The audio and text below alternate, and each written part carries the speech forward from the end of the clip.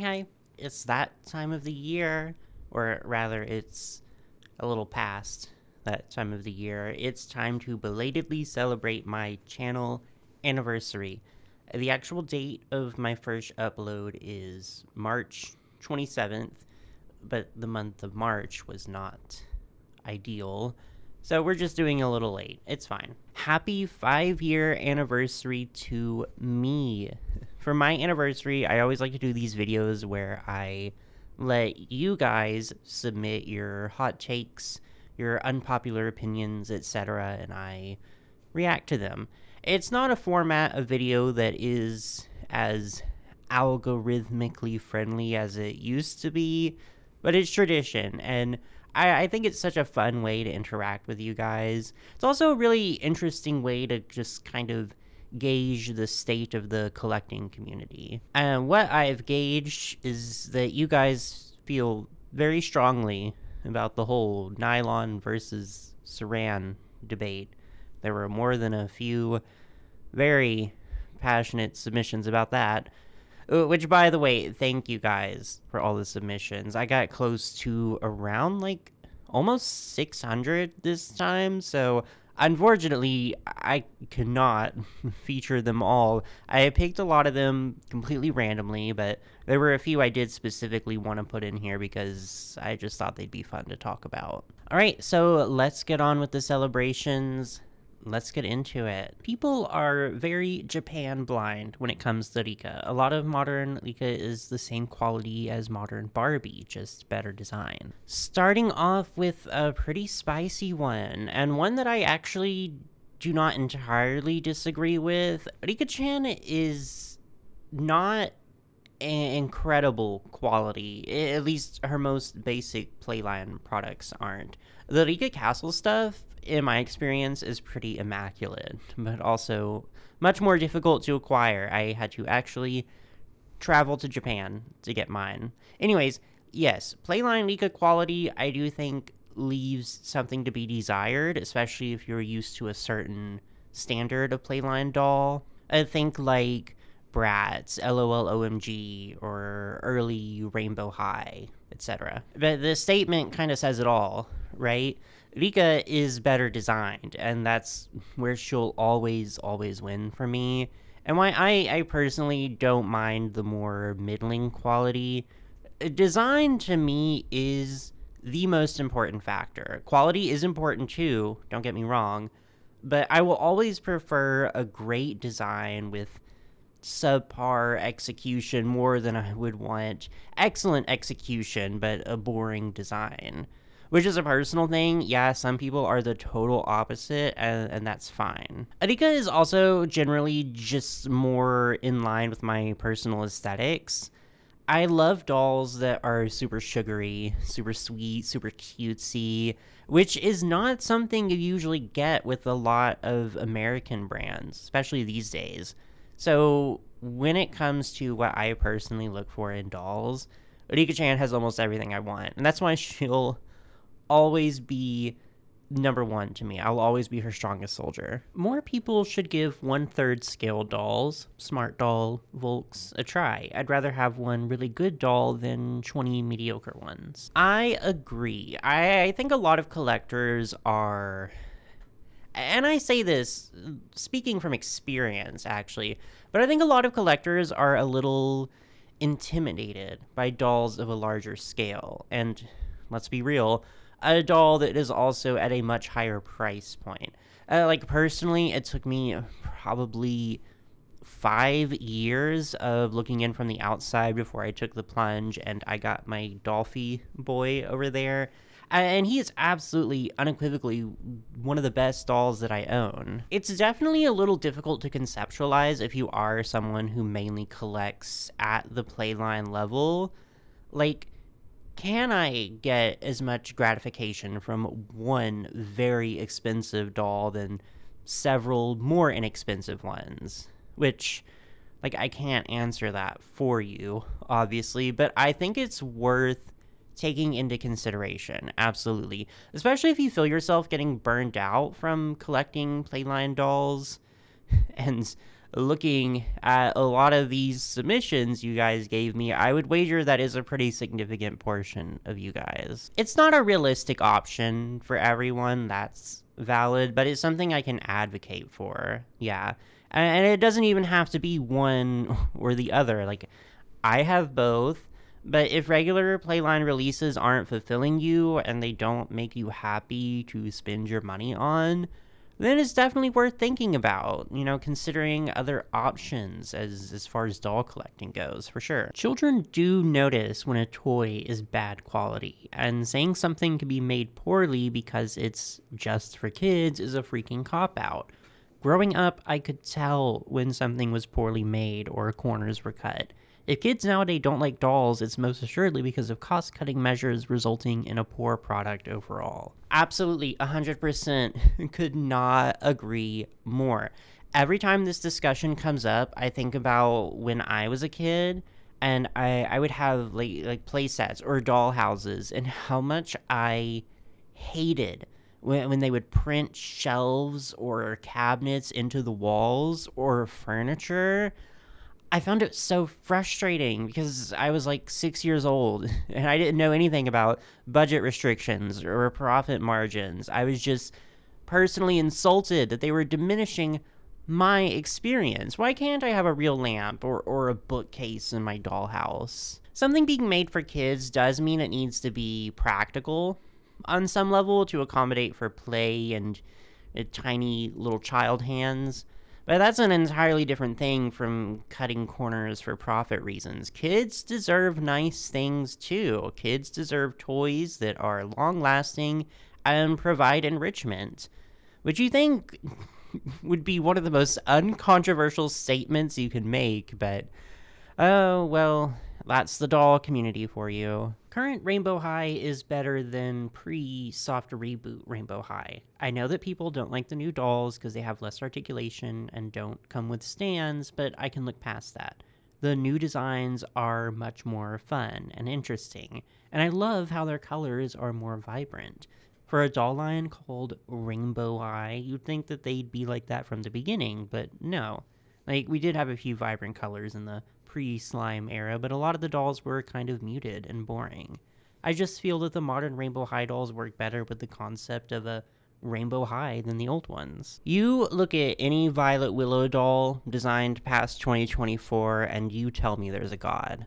In all seriousness, this is a brave take. I do admire your boldness, even if I don't necessarily agree. I do think, yeah, Rainbow High never seemed particularly interested in engaging with the whole rainbow thing beyond just like assigning everyone a specific color, and sometimes not even doing that much. But weirdly enough, I never really minded that too much. I don't know. When I look back on Rainbow High's history as a doll line, I really start to see how weird it was in the sense of direction, right? I wouldn't mind the rebranding if it was actually committed to being more fantastical and colorful, but I don't actually think it's all the way there. It's still in this weird, like, halfway in between phase. Like they still shop at Rue 21, but that Rue 21 is in the land of Oz for some reason. So I'm not actually opposed to this new direction. I just wish they were more committed to it and that the littles weren't there. I wish they would leave those behind. Tokyo Go-Go is so garbage. I'm sure the quality of the clothing pieces was great, but they're just so ugly. Like, half of them look like rags and they don't even match. I'm sure if you had the whole set, you'd be able to make something that looks decent, but that's an incredibly low bar for 2000 Bratz to clear. Fiona looks the best, but compared to other Bratz collections, she's below average. Credit where it's due. Jade's head looks absolutely gorgeous. Wish she had better clothes to go with it, though. It would have been kinder to just come into my house and shoot me. How dare you? I'm kidding. You are entitled to your opinion. No, I get it. It's a matter of aesthetics. Tokyo Go-Go, I think, represents a very specific era of J fashion, a la Fruits magazine. It's sort of a bygone era, but it in my opinion, it does such a good job of representing that fashion. That's why I love it. But that fashion isn't going to be everyone's cup of tea, especially, 20 years later when fashion has evolved quite a bit. So it's okay, even if it does hurt right here. That's where you hurt me. TikTok ruined doll and toy collecting in a sense. I feel like every few years there's either a doll or figurine or toy line that gets viral and a lot of people decide to bank on it, to the point where it becomes a way to show off their wealth and a status symbol.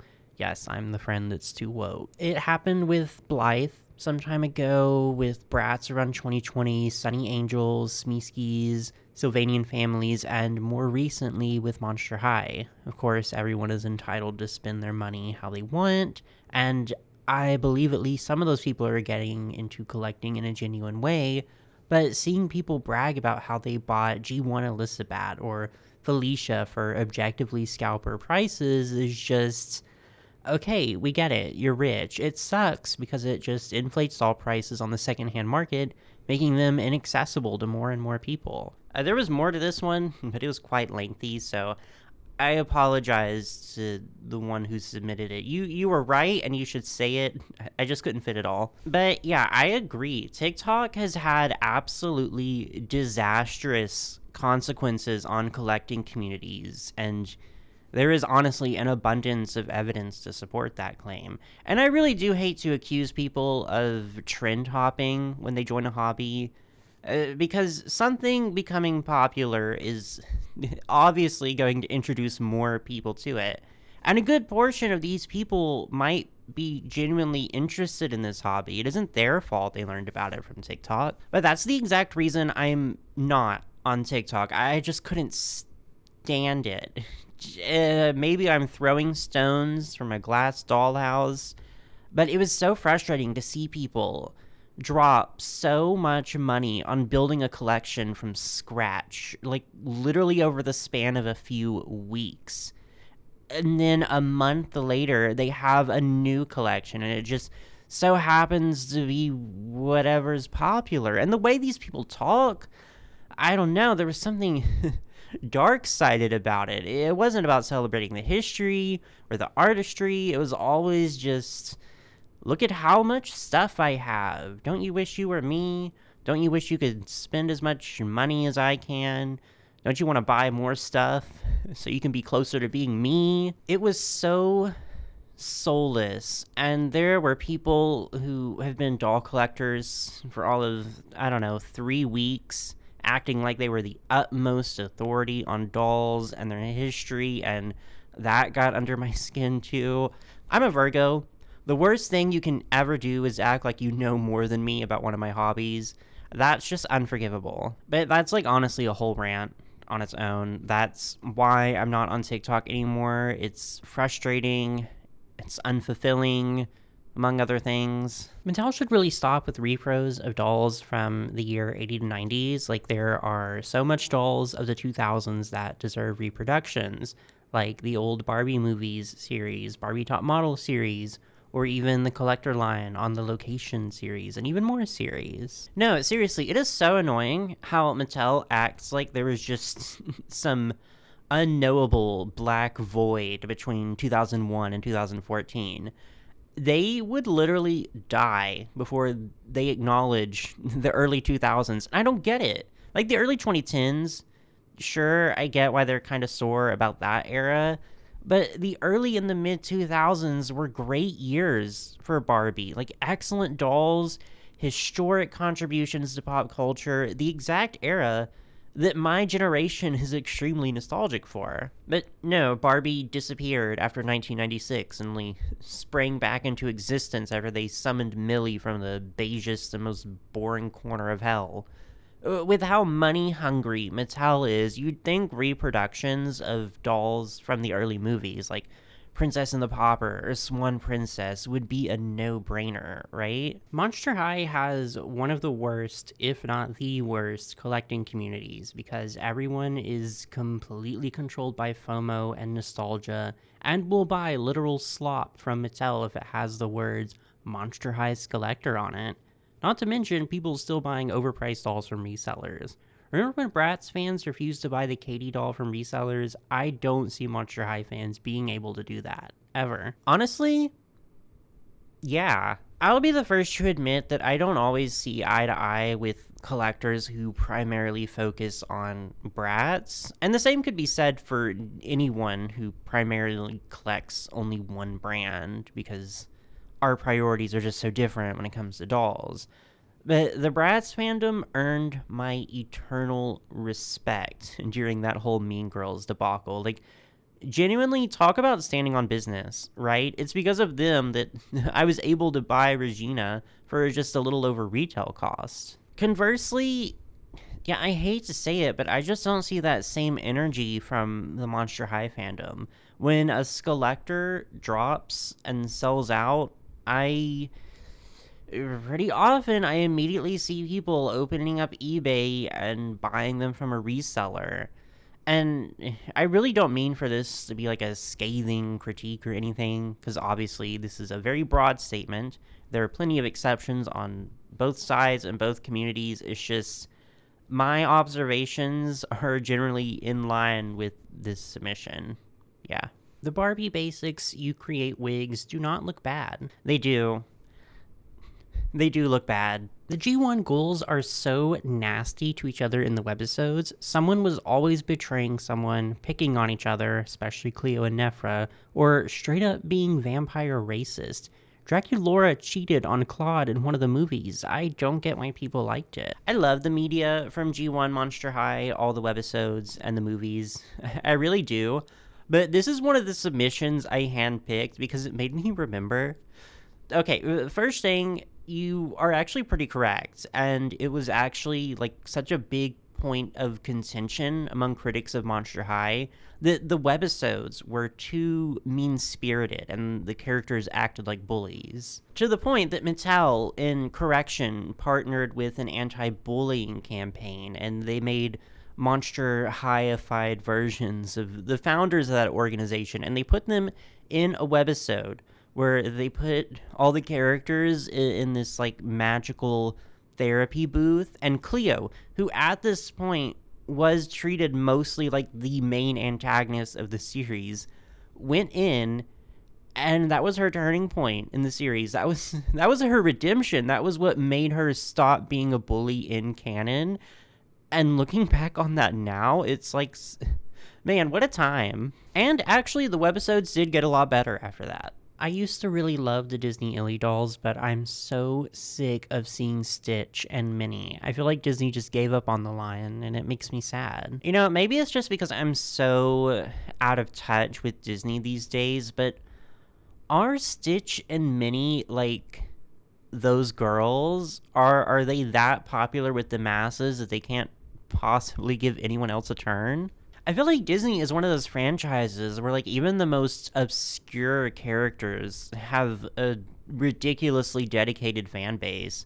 They could release a doll of that weirdly cunty goldfish from Pinocchio and it'd probably still make a decent amount of sales, so I don't know why they're so afraid of branching out. I guess it's one of those chicken and the egg situations where it's like, is this product popular, or does it only sell as well as it does because you are offering no alternatives and saying that it must be popular? But I don't know. I didn't go to school for business. I'd be okay if OMG wrapped up soon. They had an amazing run, helped revive the doll market, and only really started to stumble recently. From the diversity to the quality, it was fun while it lasted. You know, even if we didn't have to endure one of the most frivolous lawsuits of our generation that I won't get into because for some reason people lose all their brain cells when I talk about it, I do wonder if OMG really would have lasted much longer, if for no other reason than the fact that they've been around long enough that the children who used to buy them have pretty much grown up, which means it's more or less time for them to cycle out and make way for something new, which is not a commentary on OMG as a doll brand. That's just the nature of the doll industry, the toy industry in general. But I do genuinely think LOL OMG is one of the most culturally significant doll lines of their era. And I think in probably about 10 years, they're going to be one of the dolls going viral on TikTok that people are paying $500 for on eBay because of nostalgia. They came, they conquered, they got sued. The mark of any great doll line, I guess. The problem is that there really isn't a worthy successor yet. It's been so long since we've had a new doll line come in and shake things up in the doll aisle, you know? I don't know if we'll ever see something that quite had the impact that LOL OMG did, because as we should know, LOL OMG basically almost single-handedly saved the doll industry from its dark ages. And for that, they deserve their flowers. Not enough people talk about how hard it is maintaining your doll collection. Buying new dolls is such a small part of the doll collecting experience, and many don't realize it. Have we been dusting our shelves? The fashion doll industry is in another dark age. I haven't bought any dolls since a random Bratz X Mean Girls restock. Obviously, there have been good dolls like Bratziversary Jade or the Monster High Core dolls, but it's felt so dry since 2025. Oh, speaking of the dark ages, I don't know. I think it's a little too soon to make that call, but it's also a little hard to say when we're in the middle of it, you know? Like, it's so easy now to look back on 2016 and say, yeah, that was the dark ages. But at the time, there was definitely some undeserved optimism that prevented us from seeing just how bad it was, so I don't know, maybe history is repeating itself? Because the big problem with the Dark Ages wasn't that there was nothing on shelves. The problem was that the dolls that we did have didn't last long. All these new lines came in, and they only lasted like 6 months, if they were lucky, because nothing was really connecting with consumers. And I actually do think we are starting to see some similar problems with doll lines ongoing right now, and that they don't really seem to have a solid audience, or they don't know exactly who they should be appealing to. And it's not just at the playline level either. A lot of collector level products have this exact same issue, and the economy is in shambles, and a lot of people just straight up can't afford to buy products at the rate companies need them to, so that's a problem too. I don't want to be a doomer about it, though. I don't think the industry is going to crash and burn and die anytime soon. There will always be dolls, but I do think we are going to see some interesting divergences in the way products are sold and marketed soon, if that makes sense. Bratzies need to go. I understand the trend, and they are cool keychains, but the fact that instead of giving us the Tokyo Go-Go and Wintertime Wonderland repros, they are giving us that. Diabolical. If we do go into another doll collecting dark ages, I genuinely do think Bratzies will be what we look back on as the death knell of the industry, the same way we do with Monster High G2 as the harbinger of destruction back in 2016. And that is all the takes I collected for this video. Again, a big thank you to everyone who took the time to submit their thoughts. I appreciate it, and I appreciate you. Because, hello, it's because of you guys that I have now been doing this for a solid 5 years. 5 years of sitting here and talking about little plastic women. I really cannot express how grateful I am for this platform and this community and the sense of purpose that this has given me. But yeah, I understand that. It sounds a little dramatic, but I am genuinely a much more confident person than I was when I first started YouTube. I still struggle with things like anxiety and self-image, and I probably always will, because that's just part of being human. But knowing that I worked as hard as I did and built an actual community just from being open and being myself will always remind me that I have something to be proud of. Because it's not just dolls. I mean, it is. It is dolls. But it's also a sense of belonging. It's about being someone who can remind others that they're not alone, that they're not weird for having a hobby. And the fact that I can be the same kind of person as all the YouTubers that I looked up to when I was younger, who helped me feel less alone and more secure in my interests. If I could go back in time and tell myself at 13 years old that I am a YouTuber, that I talk about dolls and people actually care about what I have to say, my mind would be blown. When I was a teenager, watching people unbox Monster High dolls on YouTube, I probably wished for nothing more. And here I am, crazy, right? But none of it would be possible if I didn't have such a great audience. I read every comment, every response. I love hearing from you guys. I love engaging with you.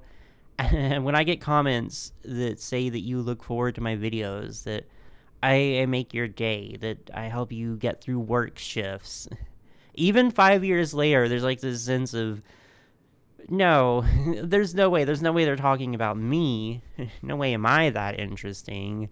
But I appreciate it so much. It's so funny because a lot of the things that you guys compliment are things that I genuinely spent years feeling insecure about, like this this sarcastic cadence I have when I talk. It's not on purpose, and it's gotten me in trouble a few times. Oh my god, when I used to work retail, people would get mad at me all the time because I would forget my customer service voice and they thought I was like making fun of them.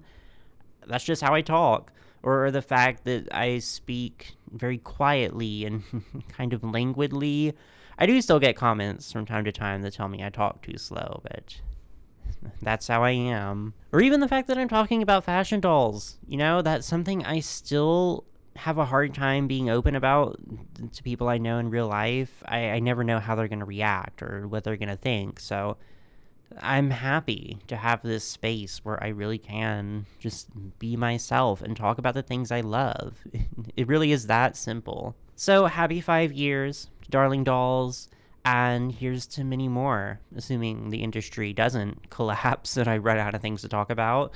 Anyways, here's to hoping. Seriously though, thank you. I hope you enjoyed. I hope you continue to enjoy. Let me know if you agreed with any of these takes or if you disagreed. If you have any hot takes you want to add down in the comments, that's fine too. Just remember to keep it civil and keep it cute.